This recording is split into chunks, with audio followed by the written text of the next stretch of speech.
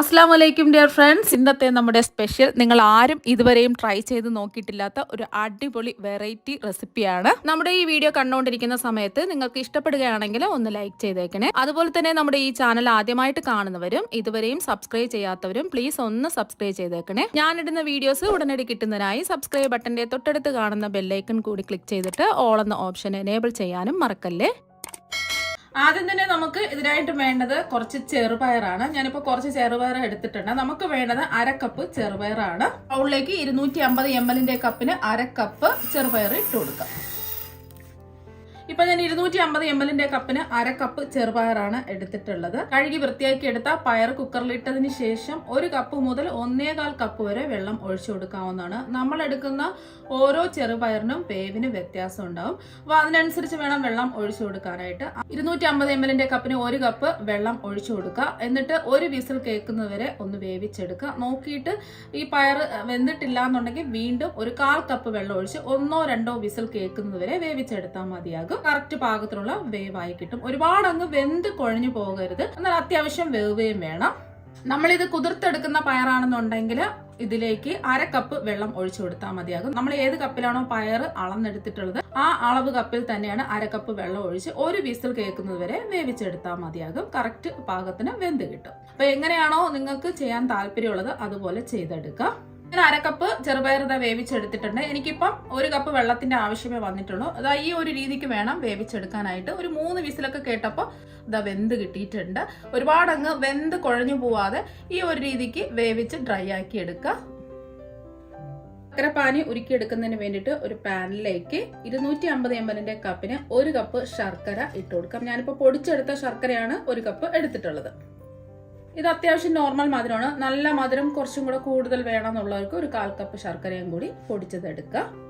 ഇനി ശർക്കര ഉരുകി കിട്ടുന്നതിന് ആവശ്യമായിട്ടുള്ള വെള്ളം ഒഴിച്ചു കൊടുക്കാം. ഞാനിപ്പോൾ 1/2 കപ്പ് വെള്ളമാണ് ഒഴിച്ചു കൊടുക്കുന്നത്. ഫ്ലെയിം മീഡിയം ഫ്ലെയിം വെക്കുക. ഒന്ന് ഇളക്കി കൊടുക്കാം. നമ്മൾ ശർക്കര പൊടിച്ചെടുത്തത് കൊണ്ട് പെട്ടെന്ന് തന്നെ ഇത് ഉരുകി കിട്ടും. ഇതെല്ലാം ഒന്ന് അലിഞ്ഞ് ഉരുകി വരട്ടെ. ഒരു നൂൽപ്പാവൊന്നും ആവേണ്ട ആവശ്യമൊന്നുമില്ല. ഒന്ന് തിളച്ച് വന്നാൽ മാത്രം മതി. നമ്മൾ നല്ലോണം പൊടിച്ചല്ലേ ശർക്കര എടുത്തിട്ടുള്ളത്. ഇപ്പൊ ശർക്കരപ്പാനിയെല്ലാം ഇതാ ഒന്ന് തിളച്ച് വന്നിട്ടുണ്ട്. ശർക്കരപ്പാനി ഒന്ന് തിളച്ച് വന്നാൽ മാത്രം മതി. ഇനി ഇതിലേക്ക് 1 കപ്പ് തേങ്ങ ചിരകിയതും കൂടി ഇട്ട് കൊടുക്കാം. നിങ്ങളുടെ കയ്യിൽ തേങ്ങ ചിരകിയത് കുറവാണെന്നുണ്ടെങ്കിൽ 1/2 കപ്പ് തേങ്ങ ചിരകിയതും 1/2 കപ്പ് അവിലും ഇട്ട് കൊടുത്താൽ മതിയാകും. ഇനി മീഡിയം ഫ്ലെയിമിൽ വെച്ചിട്ട് തന്നെ ഈ തേങ്ങ എല്ലാം ഒന്ന് വറ്റിച്ചെടുക്കണം. ഞാനിപ്പോൾ 1 കപ്പ് തേങ്ങ ചിരകിയതല്ലേ എടുത്തിട്ടുള്ളത്. അപ്പൊ തേങ്ങ കുറവാണെന്നുണ്ടെങ്കിൽ കുറച്ച് അവിലും കൂടെ ചേർത്ത് കൊടുത്താൽ മതിയാകും. തേങ്ങ ഉണ്ടെന്നുണ്ടെങ്കിൽ 1 കപ്പ് തേങ്ങ ചിരകിയത് ഇട്ട് കൊടുത്ത് ഇത് ചെറിയ രീതിയിലൊന്ന് വറ്റിച്ചെടുക്കാം. അപ്പൊ കുറച്ചൊന്ന് വറ്റി വന്നിട്ടുണ്ട്. കുറച്ച് സമയം കൂടെ ഒന്ന് വറ്റിച്ചെടുക്കാം. ഒരുപാടങ്ങ് ഡ്രൈ ആയി പോവരുത്. ചെറിയ ഒരു രീതിയിൽ വറ്റിച്ചെടുക്കാം.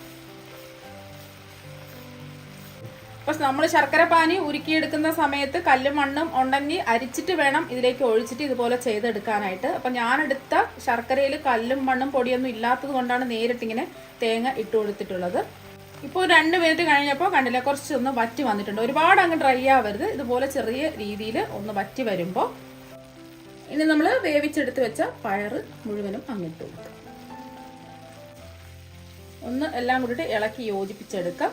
ഇതെല്ലാം ഒന്ന് ഡ്രൈ ആക്കി എടുക്കണം. ഒട്ടും തന്നെ നനവുണ്ടാവാൻ പാടില്ല. ഇനി ഫ്ലെയിം ഒന്ന് കുറച്ച് വെച്ച് കൊടുക്കാം. നമ്മൾ പയർ വേവിച്ചിട്ട് ബാക്കി പയറൊക്കെ വരില്ലേ, അതൊക്കെ ഉണ്ടെങ്കിൽ ഇങ്ങനെ ചെയ്തെടുക്കാവുന്നതാണ്. പയർ വേവിച്ചിട്ട് ബാക്കി വരുന്ന പയറാണെന്നുണ്ടെങ്കിൽ ഒരു കപ്പ് മുതൽ 1.25 കപ്പ് വരെ പയർ എടുക്കാവുന്നതാണ്. കുറച്ചൊന്ന് ഇളക്കി കൊടുക്കാം. ഇനി ഇതിലേക്ക് നമ്മൾ ഫ്ലേവറിന് വേണ്ടിയിട്ട് 1 ടീസ്പൂൺ ഏലക്കാപ്പൊടി ഇട്ട് കൊടുക്കാം. ഇതിപ്പോൾ ഞാൻ പഞ്ചസാരയും കൂട്ടി ചേർത്ത് പൊടിച്ചതുകൊണ്ടാണ് 1 ടീസ്പൂൺ എടുത്തിട്ടുള്ളത്. അല്ലാത്ത ഏലക്കാപ്പൊടിയാണെന്നുണ്ടെങ്കിൽ 1/4 ടീസ്പൂൺ ഏലക്കാപ്പൊടി ചേർത്ത് കൊടുത്താൽ മതിയാകും. നിങ്ങൾക്ക് വേണമെന്നുണ്ടെങ്കിൽ ഇതിലേക്ക് ചുക്കുപൊടി 1/4 ടീസ്പൂൺ ചേർത്ത് കൊടുക്കാം. ചെറിയ ജീരകം വറുത്ത് പൊടിച്ചത് 1/4 ടീസ്പൂൺ ചേർത്ത് കൊടുക്കാം. ഞാനിപ്പോൾ അതൊന്നും ചേർക്കുന്നില്ല. വെറും ഏലക്കാപ്പൊടി മാത്രമേ ചേർത്ത് കൊടുത്തിട്ടുള്ളൂ. ഇനി ഇതിലേക്ക് മധുരം ഒന്ന് ബാലൻസ് ചെയ്യാൻ വേണ്ടിയിട്ട് 1 നുള്ള് ഉപ്പിട്ട് കൊടുക്കുക. 1 നുള്ള് ഉപ്പിട്ട് കൊടുത്താൽ മതി. നമ്മൾ ഇതിലേക്ക് പയർ വേവിച്ചെടുക്കുന്ന സമയത്ത് ഉപ്പിടാതെ വേണം വേവിച്ചെടുക്കാനായിട്ട്. എന്നിട്ട് ലാസ്റ്റ് നമുക്ക് മധുരം ഒന്ന് ബാലൻസ് ചെയ്യാൻ വേണ്ടിയിട്ട് 1 നുള്ള് ഉപ്പ് ചേർത്ത് കൊടുത്താൽ മതിയാകും. ആദ്യമേ നമ്മൾ ഉപ്പിട്ട് വേവിക്കുകയാണെന്നുണ്ടെങ്കിൽ ഇതിനൊരു ഉപ്പ് രസം ഉണ്ടാവും. അപ്പോൾ അങ്ങനെ ചെയ്യരുത്. പിന്നെ ഇതിലേക്ക് നിങ്ങൾക്ക് വേണമെന്നുണ്ടെങ്കിൽ കശുവണ്ടി കിസ്മിസ് ഒക്കെ ഇട്ട് കൊടുക്കാം. ഞാനിപ്പോൾ അതൊന്നും ഇട്ട് കൊടുക്കുന്നില്ല. കുറച്ചും കൂടി ഒന്ന് ഇളക്കി കൊടുക്കാം. എല്ലാം ഡ്രൈ ആയി വന്നിട്ടുണ്ട്. ഒരുപാടങ്ങ് വറ്റി വരേണ്ട ആവശ്യമൊന്നുമില്ല. ഇനി ചെറുതായിട്ട് ഇതുപോലെ ഒന്ന് പ്രസ് ചെയ്ത് കൊടുക്കാം. ആ ചെറുപയറൊക്കെ ഒന്ന് ചെറുതായിട്ടൊന്ന് ഉടഞ്ഞ് കിട്ടുമ്പോൾ പ്രത്യേക ഒരു ടേസ്റ്റ് ആയിരിക്കും. ഇതുപോലെ ഒന്ന് ഉടച്ചു കൊടുക്കാം ചെറുതായിട്ട്. നമ്മൾ ഉപ്പുള്ള ശർക്കരയൊക്കെ ആണെന്നുണ്ടെങ്കിൽ ഉപ്പ് ചേർക്കേണ്ട ആവശ്യമില്ല. അത് നമുക്ക് രുചിച്ച് നോക്കുമ്പോൾ അറിയാൻ പറ്റും ഉപ്പുണ്ടോ ഇല്ല എന്നുള്ളത്. അപ്പോൾ ഉപ്പുള്ള ശർക്കരയാണെന്നുണ്ടെങ്കിൽ ഉപ്പ് ചേർക്കരുത്. അപ്പോൾ എല്ലാം ഒന്ന് ചെറുതായിട്ട് ഒന്ന് പ്രസ് ചെയ്ത് എടുത്തിട്ടുണ്ട്. ഇത്രയും മതി. ഇനി ചൂട് മാറിക്കഴിയുമ്പോൾ കുറച്ചും കൂടെ ഒന്ന് ഡ്രൈ ആവും. ഈ ഒരു രീതിക്ക് റെഡിയാക്കി എടുക്കുക. ഇപ്പം ഇതിൻ്റെ ചൂടൊക്കെ മാറിയിട്ടുണ്ട്. ഇപ്പം കണ്ടില്ലേ, ചൂട് മാറിയപ്പോൾ നല്ലോണം ഡ്രൈ ആയിട്ട് വന്നിട്ടുണ്ട്. ഇനി ഇത് ഒരു ബൗളിലേക്ക് മാറ്റാം. ഇനി ഒരു പാത്രത്തിലേക്ക് 250 ml കപ്പിന് 2 കപ്പ് വെള്ളം ഒഴിച്ചു കൊടുക്കാം. ഇപ്പം അളവ് കപ്പില്ല എന്നുണ്ടെങ്കിൽ ഗ്ലാസ് എടുക്കുക. നമ്മൾ ചായയൊക്കെ കുടിക്കുന്ന ഗ്ലാസ്സിൽ അതിന് 2 ഗ്ലാസ് വെള്ളം എടുക്കുക. ഇപ്പം 2 കപ്പ് വെള്ളം എടുത്തിട്ടുണ്ട്. ഇനി ഇതിലേക്ക് ആവശ്യത്തിനുള്ള ഉപ്പിട്ട് കൊടുക്കാം. ഞാനിപ്പോൾ 1/2 ടീസ്പൂൺ ഉപ്പാണ് ഇട്ട് കൊടുക്കുന്നത്. ഒന്ന് യോജിപ്പിച്ചെടുക്കാം. അപ്പം ഉപ്പ് കുറവാണെന്നുണ്ടെങ്കിൽ ആവശ്യമുണ്ടെങ്കിൽ ഉപ്പ് ചേർത്ത് കൊടുത്താൽ മതിയാകും. ഇനി വെള്ളം നല്ലതുപോലെ ഒന്ന് തിളക്കട്ടെ. ഇപ്പം വെള്ളം നന്നായിട്ട് തിളച്ചിട്ടുണ്ട്. ഇനി ഫ്ലെയിം നന്നായിട്ട് കുറച്ച് വെച്ച് കൊടുക്കാം. ലോ ഫ്ലെയിം വെച്ച് കൊടുക്കുക. ഇനി ഇതിൽ നിന്നാണ് നമ്മൾ വെള്ളം എടുത്ത് മാവിലേക്ക് ഒഴിച്ചു കൊടുക്കുന്നത്. ഇനി ഒരു മിക്സിംഗ് ബൗളിലേക്ക് 250 ml കപ്പിന് 1.5 കപ്പ് അരിപ്പൊടി ഇട്ട് കൊടുക്കാം. ഞാനിപ്പോൾ വറുത്ത പച്ചരിപ്പൊടിയാണ് എടുത്തിട്ടുള്ളത്. ഒട്ടും തരിയൊന്നുമില്ലാത്ത ഇടിയപ്പം പത്തിരിക്കൊക്കെ എടുക്കുന്ന വറുത്ത പച്ചരിപ്പൊടിയാണ് എടുത്തിട്ടുള്ളത്. ഇനി 1/2 കപ്പ് പച്ചരിപ്പൊടിയും കൂടി ഇട്ട് കൊടുക്കാം. ഇതുപോലത്തെ അളവ് കപ്പില്ല എന്നുണ്ടെങ്കിൽ ചായ കുടിക്കുന്ന ഗ്ലാസ്സിൽ അളന്നിട്ടെടുക്കുക. 1.5 കപ്പ് മാവ് അളന്നെടുക്കുക. ഇനി നമ്മൾ തിളച്ചുകൊണ്ടിരിക്കുന്ന വെള്ളത്തിൽ നിന്നും 1.5 കപ്പ് വെള്ളം ഈ മാവിലേക്ക് ഒഴിച്ചു കൊടുക്കാം. നമ്മൾ എത്രയാണോ മാവ് അളന്നെടുത്തത് അതേ കപ്പിൽ തന്നെയാണ് വെള്ളം എടുക്കേണ്ടത്. ഒരു കാര്യം പ്രത്യേകം ശ്രദ്ധിക്കുക, വെള്ളം തിളച്ചുകൊണ്ടിരിക്കുന്ന വെള്ളം തന്നെ മാവിലേക്ക് ഒഴിച്ചു കൊടുക്കുക. നല്ല വറവുള്ള അരിപ്പൊടിയാണ്. ഓരോ അരിപ്പൊടിയുടെ വറവിനനുസരിച്ച് വെള്ളത്തിന്റെ അളവിന് വ്യത്യാസം ഉണ്ടാവും. അതുകൊണ്ടാണ് ഞാൻ 2 കപ്പ് വെള്ളം തിളപ്പിക്കാൻ വെച്ച് കൊടുത്തിട്ടുണ്ട്. ആവശ്യമുണ്ടെങ്കിൽ വെള്ളം ചേർത്ത് കൊടുക്കാമല്ലോ. നന്നായിട്ടൊന്ന് ഇളക്കി യോജിപ്പിച്ച് മിക്സ് ചെയ്തെടുക്കാം. അപ്പോൾ മാവ് മിക്സ് ചെയ്ത് യോജിപ്പിച്ചെടുത്തിട്ടുണ്ട്. 1.5 കപ്പ് അരിപ്പൊടിക്ക് 1.5 കപ്പ് വെള്ളത്തിന്റെ ആവശ്യമേ വന്നിട്ടുള്ളൂ. ചില മാവിനൊക്കെ വെള്ളം കൂടുതൽ ആവശ്യമായിട്ട് വരും. നല്ല സോഫ്റ്റ് ആയിട്ട് ഇതുപോലെ ഒന്ന് കുഴച്ചെടുക്കുക. നല്ല ചൂടാണ്. ഈ ഒരു രീതിക്ക് കുഴച്ചെടുക്കുക. കുറച്ചും കൂടെ വെള്ളം വേണമെന്നുണ്ടെങ്കിൽ കുറച്ചായിട്ട് വെള്ളം ഒഴിച്ച് ഇതുപോലെ ഒന്ന് കുഴച്ച് മിക്സ് ചെയ്തെടുക്കുക. ഇനി ഇതിലേക്ക് ഒട്ടിപ്പിടിക്കാതിരിക്കാൻ വേണ്ടിയിട്ടും മാവ് നല്ല സോഫ്റ്റായി കിട്ടുന്നതിന് വേണ്ടിയിട്ടും 1/2 ടീസ്പൂൺ നെയ്യ് ഒഴിച്ചു കൊടുക്കാം. നെയ്യ് ഉണ്ടെങ്കിൽ നെയ്യ് ഇട്ട് കൊടുക്കാം. അല്ലാന്നുണ്ടെങ്കിൽ വെളിച്ചെണ്ണ 1 ടീസ്പൂൺ ചേർത്ത് കൊടുത്താലും മതി. നെയ്യാകുമ്പോൾ നല്ലൊരു ടേസ്റ്റും പ്രത്യേക ഒരു ഫ്ലേവറും ഒക്കെ ഉണ്ടാവും. ഇതും കൂടി ഒന്ന് യോജിപ്പിച്ചെടുക്കാം.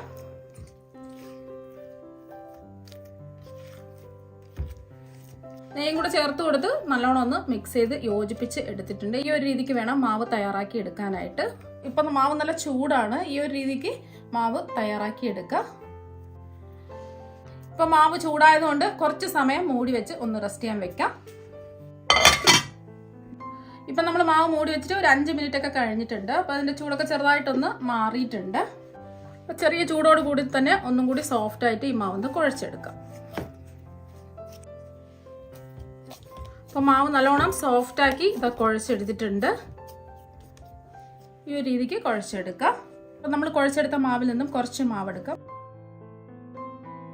ഒരു വലിയ നെല്ലിക്ക വലുപ്പത്തിലുള്ള മാവ് ഇതുപോലെ ഒന്ന് എടുക്കുക. അപ്പം ഈ രീതിക്ക് മാവെടുക്കുക. ഇനി നമുക്ക് വേണ്ടത് ഇതുപോലത്തെ ഒരു അച്ചാണ്. അപ്പം ഇത് മിക്ക കടകളിലും ഇത് വാങ്ങാൻ കിട്ടും. ഇനി ഇതിൻ്റെ ഉള്ളിൽ കുറച്ച് നെയ്യോ എണ്ണയോ ഒന്ന് ബ്രഷ് ചെയ്ത് കൊടുക്കാം. ഒട്ടിപ്പിടിക്കാതിരിക്കാൻ വേണ്ടിയിട്ടാണ്. അപ്പോൾ അതാ നെയ്യൊന്ന് ഞാൻ ബ്രഷ് ചെയ്ത് കൊടുത്തിട്ടുണ്ട്. ഇനി അച്ചൊന്ന് അടച്ചതിന് ശേഷം ഉള്ളിലേക്ക് മാവ് നിറച്ചു കൊടുക്കുക. ഇതുപോലെ ഒന്ന് കൈ വെച്ച് പ്രസ് ചെയ്ത് കൊടുക്കുക.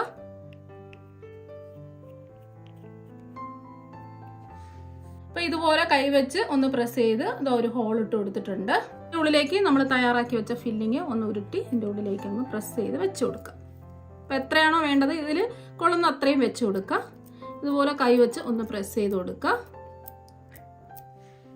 ഇനി ഇതുപോലെ ഒന്ന് അടച്ച് ഒട്ടിച്ചു കൊടുക്കുക. ഫില്ലിങ് പുറത്ത് കാണാത്ത രീതിയിൽ ഒട്ടിച്ചു കൊടുക്കുക. ഫില്ലിങ് കാണുകയാണെന്നുണ്ടെങ്കിൽ കുറച്ച് മാവ് വെച്ച് ഒന്ന് ഒട്ടിച്ചു കൊടുക്കുക. ഇനി ഇതൊന്ന് ഓപ്പൺ ചെയ്യാം. കണ്ടില്ലേ, നല്ല അടിപൊളി ഡിസൈൻ കിട്ടിയിട്ടുണ്ട്. ഇപ്പൊ കണ്ടില്ലേ, നല്ലൊരു ഡിസൈൻ കിട്ടിയിട്ടുണ്ട്. ഇങ്ങനെ അച്ചുണ്ടെങ്കിൽ ഇങ്ങനെ ചെയ്തെടുക്കുക. അല്ലെങ്കിൽ കയ്യിൽ വെച്ച് ഉരുട്ടിയെടുത്താലും മതി. ഇനി ഇതുപോലെ ഒരു ഉരുള മാവ് എടുക്കുക. ഇനി കൈ വെച്ച് ഇതുപോലെ ഒന്ന് പ്രസ് ചെയ്ത് എടുക്കുക. ഇതുപോലെ ഒന്ന് ചെറുതായിട്ടൊന്ന് പരത്തിയെടുക്കുക. ഇനി ഇതിൻ്റെ നടുവിലായിട്ട് ഫില്ലിങ് വെച്ച് കൊടുക്കാം. ഫില്ലിങ് അങ്ങ് ഒരുപാട് വെക്കരുത്, കുറച്ച് മാത്രമേ വെക്കാവൂ. ഇപ്പോൾ ഇതാ ഫില്ലിങ് വെച്ച് കൊടുത്തിട്ടുണ്ട്. മാവ് ഇങ്ങനെ ക്ലോസ് ചെയ്ത് ഉരുട്ടിയെടുക്കുക. ഇതുപോലെ ഇന്ന് ഉരുട്ടി ഇങ്ങനെ എടുത്താലും മതി. നല്ലോണം ഷേപ്പ് ചെയ്തെടുക്കുക. ഈ ഒരു രീതിക്ക് ചെയ്തെടുത്താലും മതി. അച്ചില്ലാന്നുണ്ടെങ്കിൽ ഇങ്ങനെ ചെയ്തെടുക്കുക. എല്ലാം ഷേപ്പ് ചെയ്ത് ഇതാ റെഡിയാക്കി എടുത്തിട്ടുണ്ട്. വേറ്റി എടുക്കുന്നതിന് വേണ്ടിയിട്ട് ഇഡ്ഡലി ചെമ്പിൽ ഞാനിവിടെ 3 ഗ്ലാസ് വെള്ളം തിളപ്പിക്കാൻ വെച്ചിട്ടുണ്ട്. ഇനി ഇഡ്ഡലി തട്ടും കൂടി വെച്ച് കൊടുത്തിട്ടുണ്ട്. ഇളകി കിട്ടാൻ വേണ്ടിയിട്ട് എല്ലാ കുഴികളിലും കുറച്ച് നെയ്യൊന്ന് ബ്രഷ് ചെയ്ത് കൊടുത്തിട്ടുണ്ട്. നെയ്യോ എണ്ണയോ എന്തെങ്കിലും ഒന്ന് ബ്രഷ് ചെയ്ത് കൊടുക്കുക. ഇനി ഓരോ കുഴികളിലായിട്ട് ഓരോന്നായിട്ട് വെച്ച് കൊടുക്കുക.